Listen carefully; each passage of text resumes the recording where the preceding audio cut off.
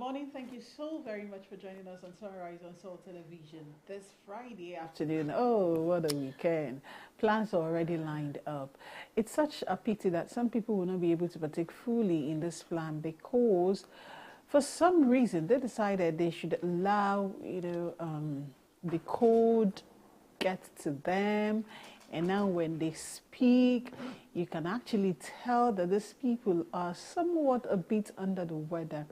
But we'll like them like that. We'll manage them. That means there is more goodies to go around for everybody, right? You don't understand, right?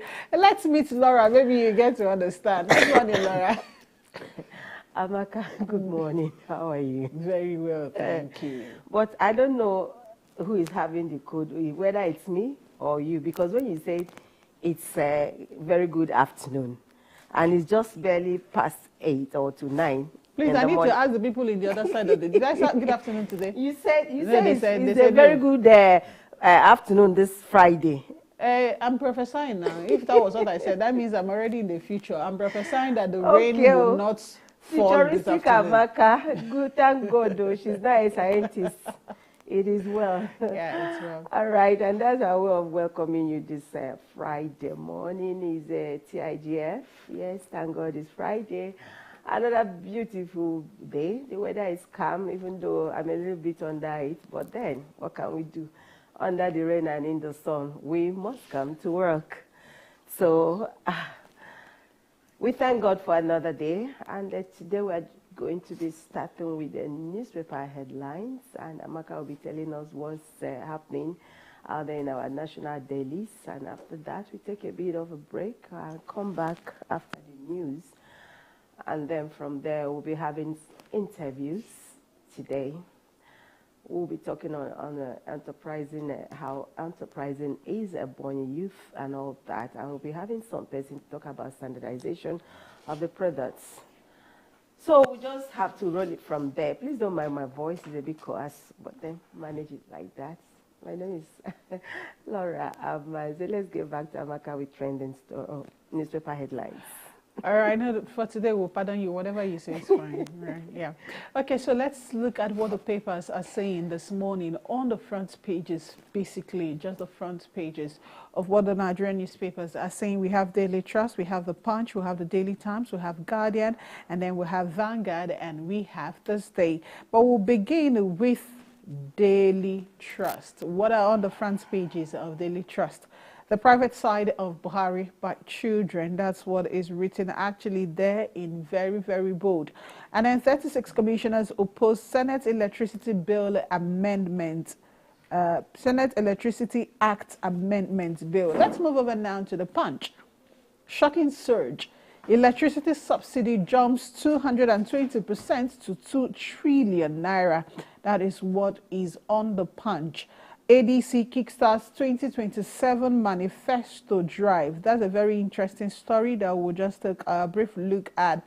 Now, on the Daily Times, we have APC governments spend $18 billion on refineries rehabilitation. ADC demands audit before sales. That's a very interesting topic that I would also be looking at. And then we'll move over to the Guardian newspapers. Live on the Guardian, we have The Man, Buhari, life, legacy, controversies, and 12 million votes left behind. That's the big story on the Guardian newspaper, and you can find that on pages 4 and 5. And Tinubu renames Unimaid after Buhari, leads FEC tribute. And then we'll move over quickly to the Vanguard. At special FEC session, Buhari's patriotism lived in deeds, not words. That's a speech attributed to Tinubu. While G5 betrayed Atiku PDP in 2023, according to Otom. That's a story I would like you to go read up for yourself on the Vanguard newspaper. And then we get now over to This Day newspaper. This Day says, ADC to FEC. Without full audit, you cannot waste billions to repair, quietly sell refineries. That's on page 5. Tinubu immortalizes Buhari, renames University of Maiduguri after him. And I think that's a good place to start. Laura, with your coarse voice, what do you think about this immortalization of Buhari by renaming the University of Maiduguri? Well, it's expected. In fact, I expect that more will be named after him, not just the University of Maiduguri. Remember, he was a one-time governor and an administrator of that state when it was Borno State at that point. So it's expected that things like that will happen. I'm expecting most states, especially in the Northwest, to be naming edifices and erecting statues after him, to immortalize him. You know, Buhari was a movement for the northern part of Nigeria, you know, and the way they so cherished him was something almost like a cult-like followership. So it's expected, and again, Tinubu lived up to expectation. In fact, beyond expectation, there has been comparison of how he you know, the respect he accorded Buhari, the full respect, glory. He went out in a blaze of glory. What Buhari himself never gave to Shehu Shagari. You understand? Tinubu was physically there. He bowed down to him even at the graveside, you know. The 21-gun salute, everything was done beyond what Buhari gave to others. So I'm not surprised that, and don't also forget that the Emilokon era too was also helped by Buhari. So it was like his final saying thank you for how you made it possible for me to emerge as the Nigerian president. Now, when he said it was my turn, and by Buhari ascending to that, it became his turn to rule. So I think he just his own way of saying thank you. I really do appreciate you and all that. So I'm expecting more. And you know, it's a Nigerian way of also doing things. Whether good or bad, we like to name people and name things after people. So. Okay, so I think that's a good place to leave it. On the Punch, we have that that headline in bold: shocking surge, electricity jumps 220% to 2 trillion naira.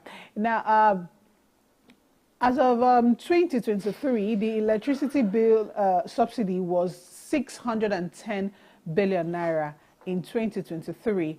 And now in 2024, it was 1.94 trillion naira.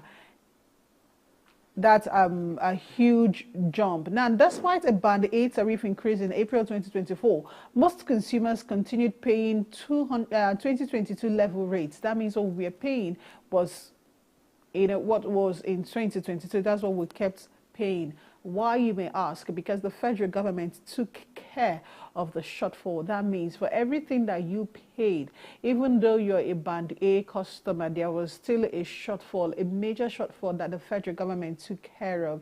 Now, the actual government payment of subsidy, it dropped dramatically in 2024.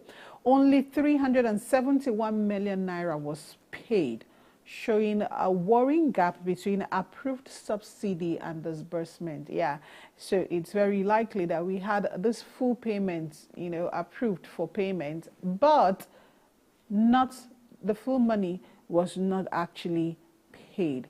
Now, in April 2024, there was a Band A tariff hike. What happened? In April, only Band A customers, that's those of them who receive at least 20 hours of power daily, began paying the actual cost reflective rate of 225 naira per kilowatt. This move reduced the Q2 2024 subsidy burden on the federal government to 380 billion naira, down from 633.3 billion naira in Q1.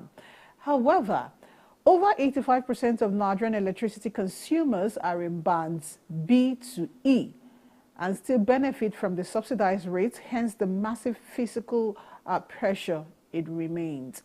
Now, in July 2024, all 36 governors under the Nigerian Governors Forum, that's NGF, they issued a joint letter opposing aspects of federal electricity policies. They disagreed with tariff increases without improved supply. They demanded decentralization of electricity regulation and warned that arbitrary increases would exacerbate poverty and fuel social unrest. Now, they said if we are going to have an inclusive energy roadmap, then we need to discuss discourse inefficiencies, lack of prepaid meter, poor load distribution outside the urban areas, and unreliable power even for Band A customers. And now, in a time when Nigerians are crying out over electricity bills and irregular supply, a staggering figure has emerged. 1.94 trillion naira is what the federal government will pay to keep lights on for millions of homes in Nigerians. But interestingly, all 36 state governors have drawn a red line saying, enough, fix the supply before touching the tariff. Amaka, I think you have just said it all. The issue of electricity in Nigeria, it's like, I don't know, it has no solution. I'm on Band A. You can hardly use, these days, if you want to, you can hardly use your AC, you can hardly use your fan. You want to iron, you have to switch off every other thing.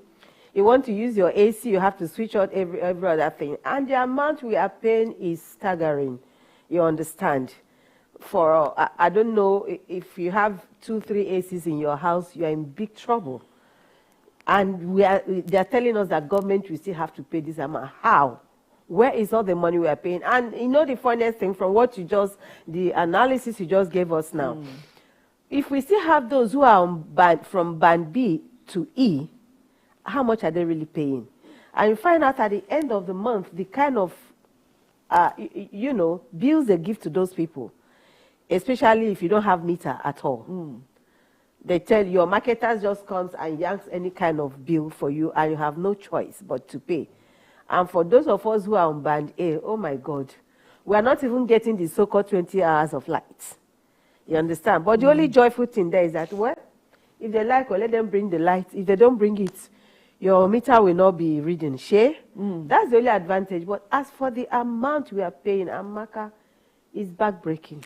All right, let's leave that there. One of the other stories that we saw that trended in almost all the papers is ADC has said to the federal government, if you must sell the refineries, then we need to have an audit of the refineries. It might interest you to know that the refinery in about 2 decades has consumed between $18 billion and $25 billion. Yet, we are still unable to reliably refine fuel. But Dangote's refinery just came up the other day, and it's refining fuel. It just complains that NNPCL is not meeting up with supply of crude oil. Sometimes they do not even want to sell to them. Meanwhile, we are still importing fuel. Dangote is actually in court with the federal government and NNPCL saying that local production is enough. So why are we still importing fuel? But the new political party that was recently registered, that's the ADC, has said to the federal government, if you want to sell the refinery, we do not have anything against that, but you need to give us a total and complete audit of all the money that has been spent. In fact, during the time of Goodluck Jonathan and Buhari, every time we're hearing turnaround maintenance, we are spending so amount of money, and the federal government has not been able to do that. Pick up a copy of the newspaper and see all of that. We also saw in one of the papers where ADC is saying we are not going to, someone was making a case that if ADC wants to succeed, they need to give Atiku the ticket. And another person is saying, whatever you do, Obi, do not accept the VP slot. Now, ADC has come out to say, listen, we are not interested in hoisting or foisting a candidate on the party. For now, we are still working on our manifestos. That's an issue Laura and I will be taking up sometime next week to discuss, right? the manifestos, because what you see in Nigeria is that there are manifestos that never really work. They are never followed. Yeah, but outside the country, we know that political parties have their own manifestos which they give to the candidates. Now, that is what EBBC wants to do. That's a conversation we'll be looking at in detail sometime next week. But for now, we need to take that break so that we can bring you the Salt TV News. We'll return after the news and have a detailed conversation that you would really not want to miss. Sunrise continues shortly.